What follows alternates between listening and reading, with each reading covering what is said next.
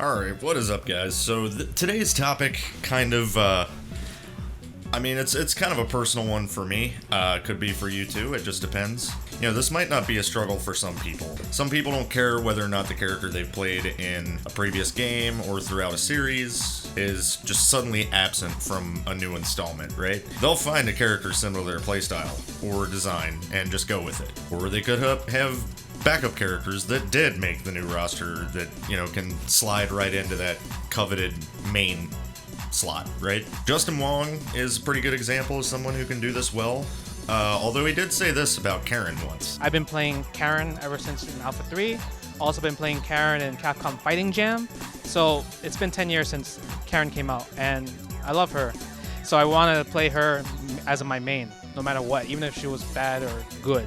And then on the other side of the spectrum, you have people who are die-hard character loyalists. The players who want their character, and that's it. The rest of the cast is irrelevant, just give me my character and shut up. Sometimes even going as far as not playing the new game if their character doesn't make the cut. The only person I can think of off the top of my head is Lord Knight. The man lives and breathes Amelia Rage.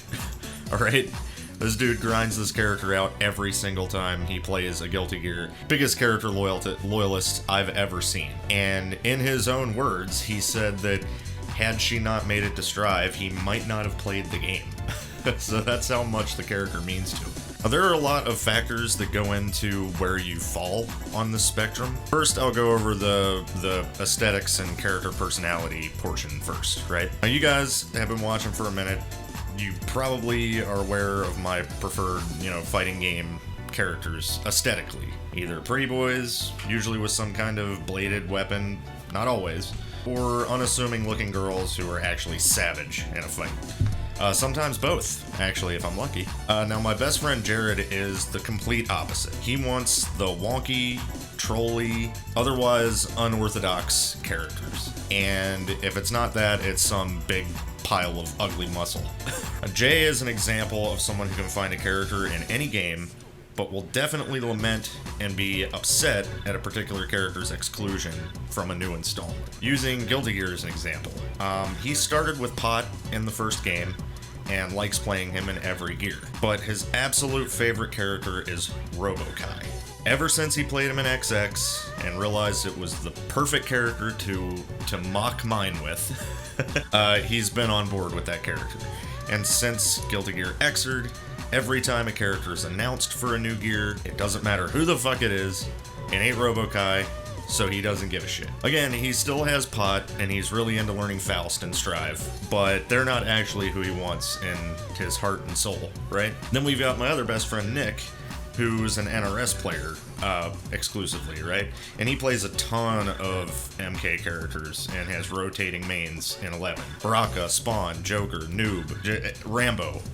You name him, he can probably play him. But if you get him going, dude, he'll go on the most epic rant about how he wants Ermac in the fucking game. It's his favorite ninja. Fun fact, my favorite ninja too. And you can bet your ass he would take over Nick's main slot in a heartbeat if they made him a playable character in 11. I fall somewhere in the middle of the spectrum most of the time.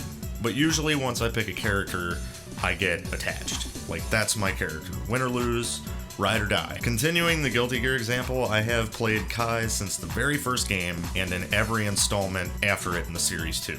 He might be a bad example since he's pretty much like an auto-include in every Guilty Gear roster, but yesterday I asked myself the question, like, if Kai was not in Strive, would I have played it? And the answer was probably yeah, not for very long. I probably would have jumped back to Plus R eventually to play my character. I'm even considering it with Kai in Strive, jumping back to Plus R, so imagine if he wasn't in. So in the case of Guilty Gear, I'm a pretty hardcore character loyalist. There was, however, a very slight moment of weakness early on when I thought of leaving the cult of Kai mains and joining the Totsugeki hive mind of Mei players. I remembered the Gospel of Greed Sever and the Holy Scriptures of Stun Dipper, and I came to my senses. So I guess you could say I fall around the middle of the spectrum. The only time that I can remember the real loss of a character hitting me really hard was Street Fighter V. And it's interesting because my character was actually in that game. This was very early, like before Sakura was even a thought for Street Fighter V. And as most of you know, I play a decent amount of characters in Street Fighter, so I was like, okay, so Sakura's not in the game, screw it, I'll play Vega. I've played Vega since ST, in every single game he's been in, and I can do well with him. I think it's time to shift mains back to playing Vega. And then I played him, and holy shit. Let me explain. For those of you watching who aren't aware, Vega has like always been a charge input character. When I saw that he was being changed to a motion character, I was like, okay, cool, whatever, I'll get used to it. I did not get used to it.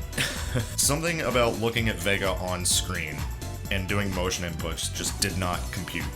It literally felt like my brain was shorting out. Like, you know those brain games, right? Where that particular brain game, you know, they spell out the name of a color like yellow, but the colors of the letters, or the color of the letters is like blue. And you have to say the color of the letters, not the name of the color. And you have to do that in rapid succession really fast. That's what it felt like playing Vega in Street Fighter V. And then to add even more weirdness, they made him a stance change character. I mean, like, what? I couldn't even kind of play Vega, and that sucked. One of my favorite fighting game characters. Not Street Fighter characters, fighting game characters. And I could not play the dude.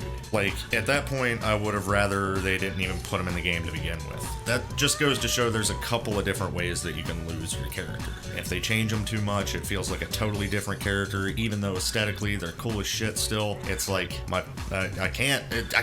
I realize this rant is kind of like all over the place, but I'm gonna bring it back around, I swear. So, with Melty Blood type Lumina coming out, a lot of people are waiting, you know, refreshing the homepage and everything, just hoping to see their character announced, right? Satsuki, Ayoko's, you know, etc, etc, etc. It sucks really bad, I know. I am in a similar position, I promise. It's not quite as bad for me, since at least a version of my character did make it in, and I'm super hyped to play her. Akia looks freaking tight. I think she's gonna be fun as hell. I will enjoy mixing the shit out of people with her. But she's not really my character. I have to say goodbye to Vyakia, and that shit hurts, man. I don't think she'll even make it as DLC. Ayoko and Satsuki are at least different characters from the already revealed cast, so there's a glimmer of hope there. But Vyakia is a variant of an already released character. I imagine all of the work players and Nania players out there are going through the same thing. This is the point where I start to envy players jumping into the series for the first time with Type Lumina, just a little bit. Either way, it's cool. Akia looks tight, although she doesn't have Momiji loops, pits, or like crazy laughter or anything. She's still my girl, and that's good enough for me. As for everybody else, hang in there. They're doing everything right so far, and if it's the game's success that determines DLC and more characters, potentially variants, we all just have to get it and play the hell out of it, dude.